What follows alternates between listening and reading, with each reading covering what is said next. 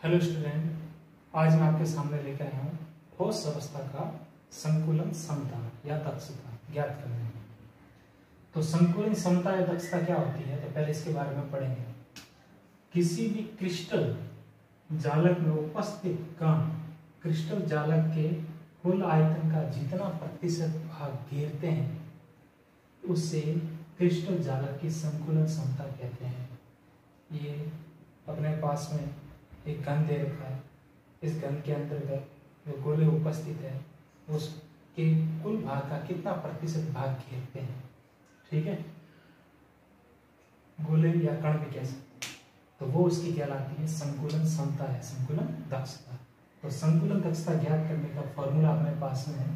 Crystal जालक या फिर ये कह सकते हैं एकक कोष्टिका में गोलों का आयतन या कण का आयतन अपॉन क्रिस्टल जालक या एकक कोष्टिका का कुल आयतन इंटू 100।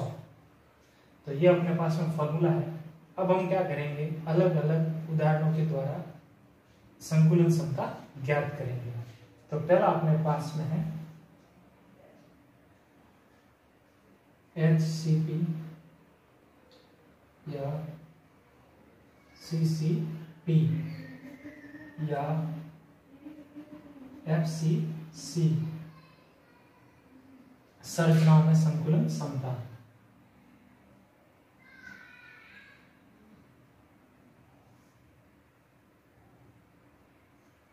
संकुलन क्षमता हेक्सागोन में cubic packing HCP, CCP cubic close packing या FCC फिर सेंटर क्यूबिक स्ट्रक्चर में संकुलन क्षमता। इनको ज्ञात करते हैं। इसमें हम क्या करते हैं, संकुलन क्षमता ज्ञात करते हैं। जैसे कि आपको बताया था अलग केंद्रीय एकक कोष्टिका या काय केंद्रित एकक कोष्टिका। ठीक है, इनमें क्या होता है, एक तो आपको बताया था कि किसी भी घन के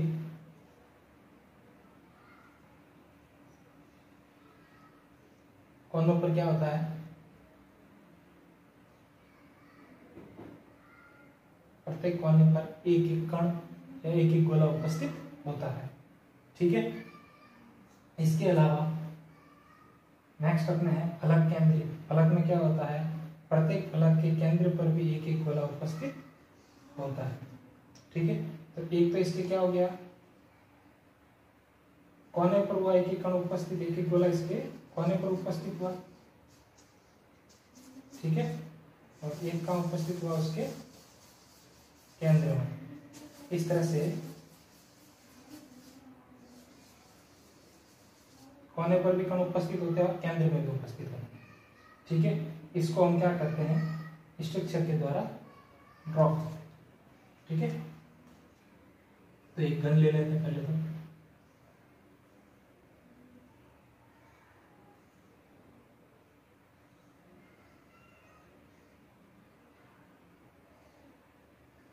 इस घन में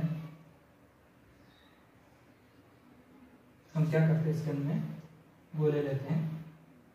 एक गोला कोने पे था, ठीक है, एक यहाँ पे है और एक कहाँ पे स्थित है, इसके बीच में। ठीक है, तीन गोले हमने बना लिए।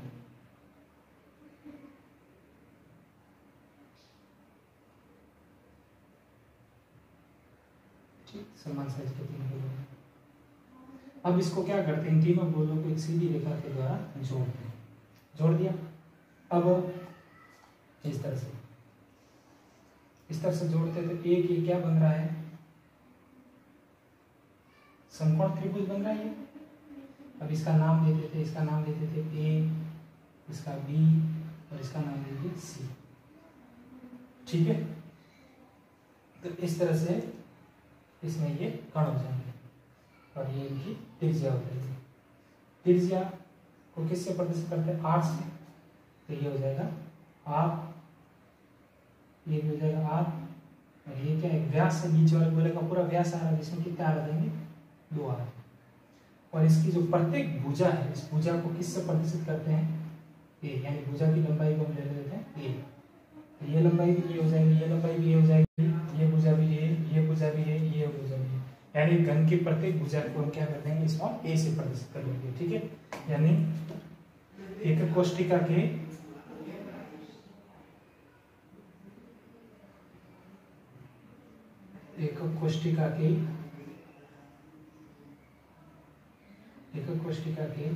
कोने को, ठीक है, कोने की लंबाई या कोर की लंबाई, कोर की लंबाई कितनी ली हमने, ए। ठीक है, कोर की लंबाई हो जाएगी ए। ठीक है, और गोले की त्रिज्या, गोले की त्रिज्या हो जाएगी बराबर आर। अब हम क्या करते हैं, प्रति एकक कोष्टिका में गोलों की संख्या ज्ञात करते हैं। ठीक है, प्रति एकक कोष्टिका में गोलों या कणों को की संख्या, कणों की संख्या ज्ञात करने के लिए हमने पहले भी पढ़ा था, कणों की संख्या ज्ञात करते हैं तो फलक केंद्रित एकक कोष्टिका हो या काय केंद्रित एकक कोष्टिका वगैरह सब में हम क्या करते हैं, अलग अलग फॉर्मूलों के द्वारा ज्ञात करते हैं। तो फलक केंद्रित एकक कोष्टिका में कणों की संख्या ज्ञात करने के लिए प्रत्येक कोने पर कितने कण हैं, 8। ठीक है, एक कण का कितना भाग है, 1/8 प्लस फलक केंद्रित एकक कोष्टिका में क्या होता है, प्रत्येक फलक पे भी एक कण उपस्थित होता है, तो टोटल कितने फलक है, 6, और प्रत्येक का भाग कितना होता है, 1/2। इसको सॉल्व करते हैं, 8 से 8 1 आ जाएगा, 2 का 6 से डिवाइड करेंगे आ जाएगा 3, 1 और 3 कितने हो गए, 4 कण, 4 कण को या 4 गोले को। तो इसमें प्रति एक कोष्टिका में कणों की संख्या, गोलों की संख्या कितनी आ गई, 4 आ गई। ठीक है, अब हम क्या करते हैं, इसको पूरे को सॉल्व करते हैं संकुलन क्षमता ज्ञात करने के लिए। यहाँ पे अपने को त्रिभुज दिखाई दे रहा है, ठीक है, अभी आपको समझाया था ये त्रिभुज। ठीक है, इसको हमने ए लिया था, इसको हमने बी लिया है, ठीक है, और इसको सी लिया। समकोण त्रिभुज है ये, तो समकोण त्रिभुज ए बी सी में, ए बी सी में क्या है, ए सी कर्ण हो गया, ए बी लंब हो गया, और बी सी क्या हो गया, आधार है। तो त्रिभुज ए बी सी में क्या हो जाएगा, कर्ण स्क्वायर का फॉर्मूला ज्ञात करेंगे, क्योंकि अपने ए सी लंबाई ज्ञात करनी है। ठीक है, ए सी, इसको हमने बी लिया, ए लिया है, इसको बी लिया है, और इसको सी लिया है। तो कर्ण स्क्वायर बराबर क्या हो जाएगा, लंब स्क्वायर प्लस आधार स्क्वायर। कर्ण स्क्वायर कितना है, ए सी का होल स्क्वायर बराबर हो जाएगा ए बी का whole square plus B C का होल स्क्वायर, ये फॉर्मूला हो जाएगा। अब देखो ए सी ज्ञात करना है, तो ए सी का होल स्क्वायर ही होगा। ठीक है, ए बी कितना है, ए बी लंबाई है ए स्क्वायर, प्लस बी सी भी कितनी लंबाई है, ये भी है ए, इसका भी हो जाएगा ए स्क्वायर। तो ए सी का होल स्क्वायर को सॉल्व करेंगे तो क्या आ जाएगा, ए सी का होल स्क्वायर बराबर, इसको सॉल्व करेंगे तो हो जाएगा 2a स्क्वायर। तो ए सी बराबर क्या आ जाएगा, ये स्क्वायर को हटाएंगे तो क्या आ जाएगा, a√2। ए सी बराबर आया a√2। और चित्र से देखते हैं, ठीक है, चित्र से, चित्र में कितने गोले दिखाई दे रहे हैं, 1 2 3, ये 3 गोले दिखाई दे रहे हैं, 1 ये 2 ये 3। ठीक है, अब ये इधर आधा गोला है तो इसकी ये त्रिज्या हो जाएगी r, इधर भी आधा गोला है तो इसकी त्रिज्या हो जाएगी r, बीच में पूरा गोला है तो उसकी 2 तरह की त्रिज्या हो जाएगी, इधर की त्रिज्या इधर की त्रिज्या। पूरा व्यास किसमें है, इसमें कितने r हो जाएंगे, 2r। तो टोटल r कितने हो गए, 1 2 3 4, 1 r, इसका पूरा व्यास है 2r, और ये इसका 1, तो 1 2 3 4, टोटल कितने हो गए, 4r। यानी ए सी किसके बराबर है, और r के बराबर। ये मान हम इसमें रखेंगे। इधर भी AC बराबर क्या आता है a√2 और इधर आया AC बराबर 4 आ। ठीक है, इसको समीकरण 1, इसको समीकरण नंबर 1, इसको समीकरण नंबर 2 दे दें। तो समीकरण 1 व 2 से AC बराबर ये है, तो क्या हो जाएगा a√2 बराबर हो जाएगा 4r, ये आ जाएगा। ठीक है, और इसमें अपने को क्या ज्ञात करना है, a का मान ज्ञात करना है। तो a बराबर क्या हो जाएगा, √2 को पक्षांतरित करेंगे तो क्या हो जाएगा 4r/√2।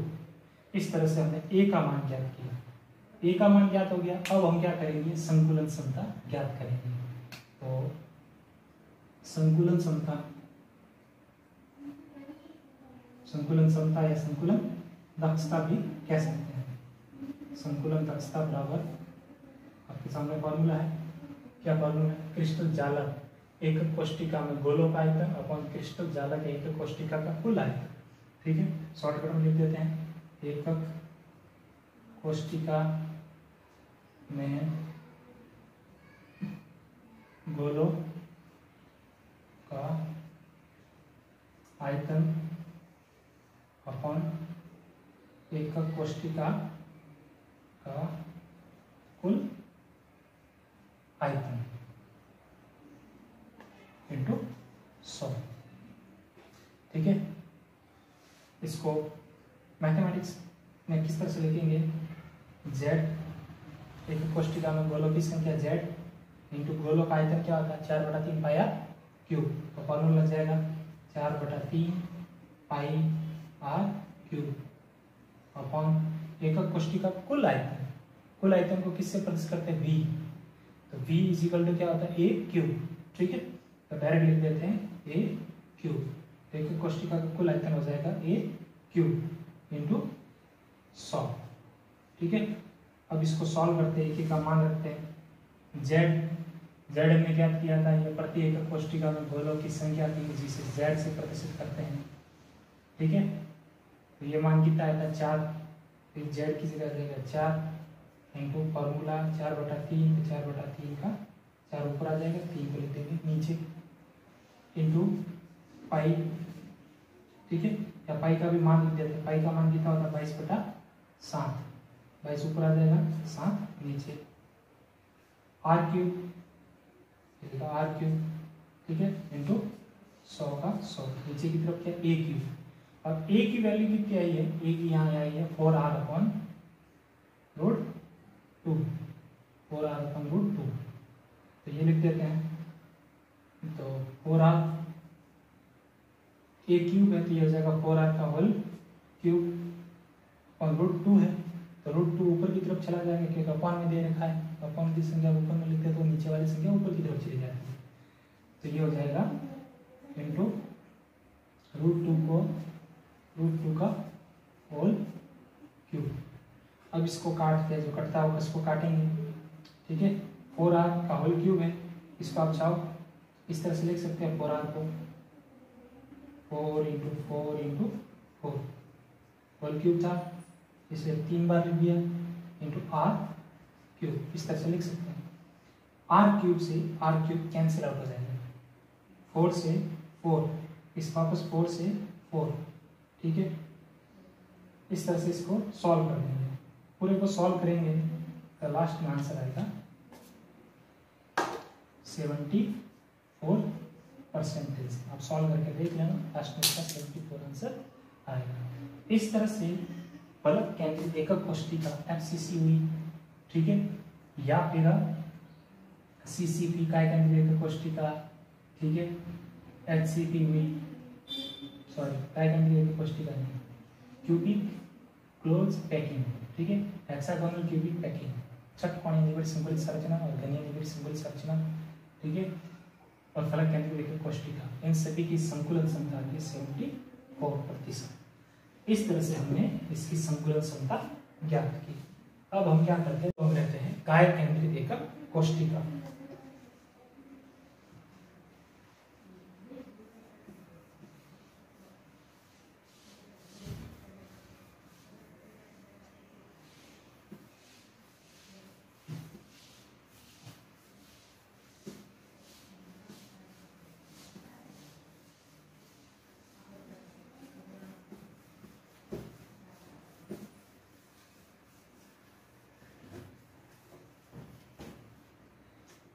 दूसरा है काय केंद्रित एकक कोष्टिका। काय केंद्रित एकक कोष्टिका।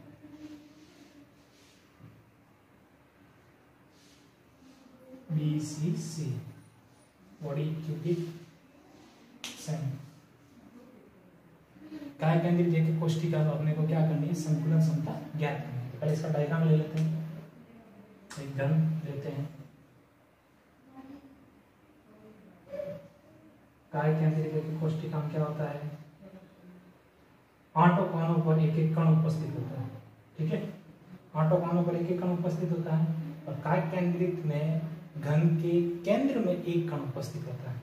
ये पूरा घन है तो कोनों पर तो होता ही है। ठीक है, कोनों पर तो इस तरह से हो गई, लेकिन एक कहाँ होता है, इसके केंद्र में, इसके घन के अंदर की तरफ एक कण उपस्थित होता है। ठीक है, तो इस तरह से बीच में से होके आएगा इसमें। तो एक कण यहाँ पे, ठीक है, एक कण यहाँ पे, एक यहाँ पे, इस तरह से होंगे और एक होगा केंद्र में, यहाँ पे सब जगह होगा इस तरह से। तो हमने इस तरह से ले लिया। अब जैसे कि ऊपर से हमने मिलाया था, ठीक है, इसको हम क्या कर रहे थे, इस तरह से मिला देते, मिला दिया। इसी तरह से ये बीच में से भी आ रहा है, इसको भी आपस में क्या कर देते हैं, मिला देते, क्योंकि इसके एक केंद्र में भी खाना है। तो इस तरह से गोले ऊपर से भी मिलेंगे, ठीक है, ऊपर से भी मिलेंगे और अंदर से भी मिलेंगे। अब इनको नाम दे देते हैं, इसको दे देते ए, इसको बी, इसको सी और इसको दे देते हैं डी। ठीक है, सबसे पहले इसमें क्या करेंगे, कणों की संख्या ज्ञात कर लेते हैं। एकक कोष्टिका में कणों की या तो गोलों की संख्या, जिससे किससे प्रदर्शित करते हैं, जेड से। ठीक है, एकक कोष्टिका में कोनों पर कितने होते हैं, 8। एक का भाग कितना होता है, 1/8 प्लस केंद्र में कितना होता है, 1, क्योंकि 8 से 8 कट जाएंगे, 1 1 और 1 कितने हो गए, 2 कण। इसमें टोटल कितने कण हो गए, 2। काय केंद्रित एकक कोष्टिका में कणों की संख्या हो गई 2। अब सेम होगा वही, इसकी कोने की या किनारे की भुजा की लंबाई कितनी है, 1। ठीक है, 1, ये भी हो जाएगी 1। ठीक है, ये सब ये हो जाएगी, ये भी हो जाएगी 1। लिख दिया। तो एकक कोष्टिका में कोर को या किनारे की लंबाई कितनी हो जाएगी, 3। और इसमें भी गोले बन रहे हैं, तो एक गोले की त्रिज्या कितनी हो जाएगी, r। ठीक है, एक गोले की त्रिज्या हो जाएगी r, इसकी हो जाएगी r। ठीक है, तो गोले की त्रिज्या बराबर r। ठीक है, त्रिज्या होगी r। अब हम क्या करते हैं, चित्र लेते हैं। पहले चित्र ABC, त्रिभुज ABC, त्रिभुज ABC में देखते हैं, वही ऊपर वाले लेते हैं। ठीक है, इस तरह से त्रिभुज हो जाएगा ABC में। तो क्या हो जाएगा, A है, ये B है और ये C है। इसमें बीच वाला नहीं होगा, क्योंकि इसमें बीच में नहीं है, इसमें केंद्र में है, इसको नहीं लेना। ठीक है, तो इस तरह से ये त्रिभुज हो जाएगा। बीच वाला गोला नहीं है, बाकी सब गोले किनारे की तरफ तो है, क्योंकि इसमें इनके फलक पे नहीं होके केंद्र में है।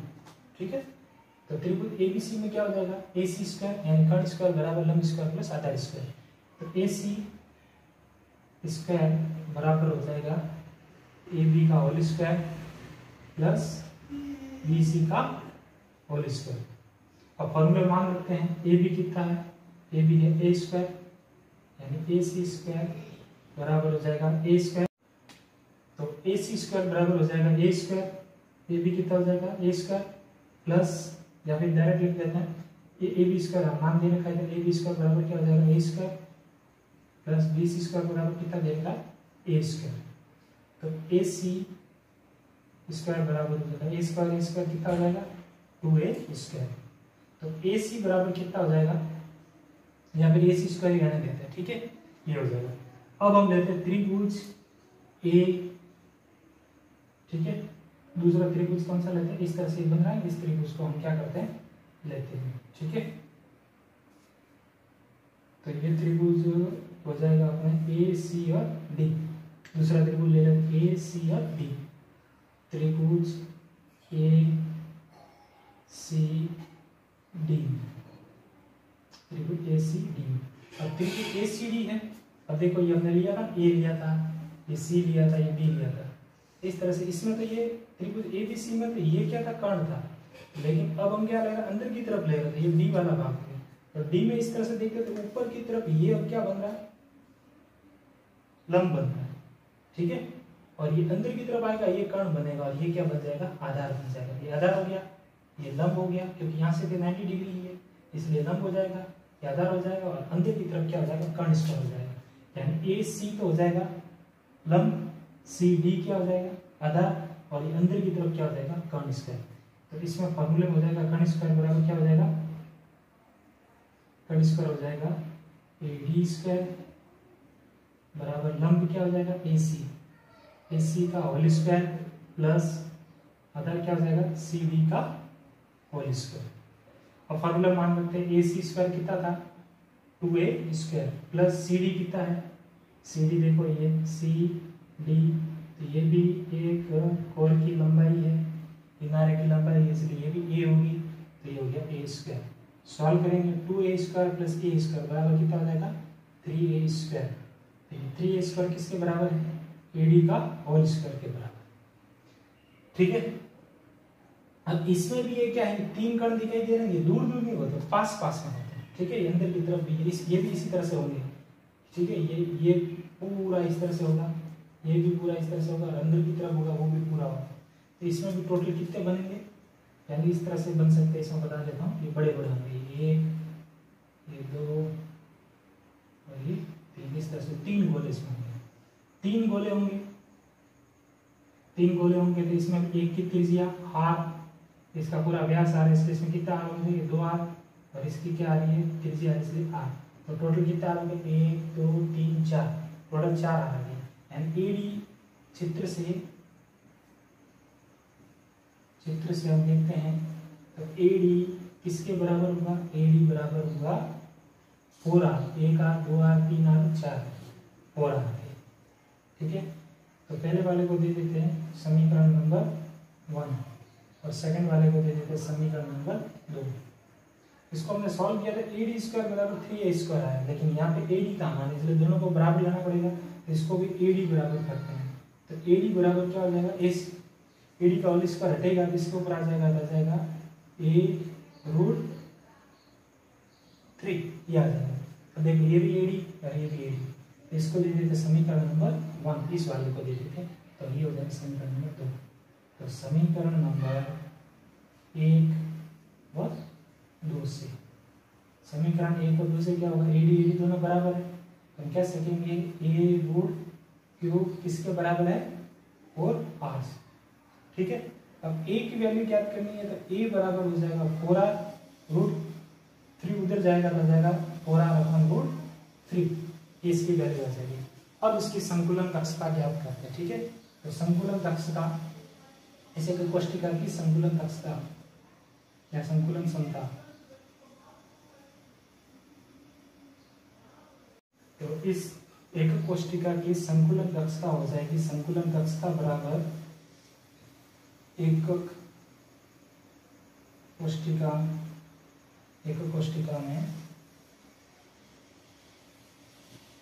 गोले या कण का आयतन अपॉन एकक कोष्ठिका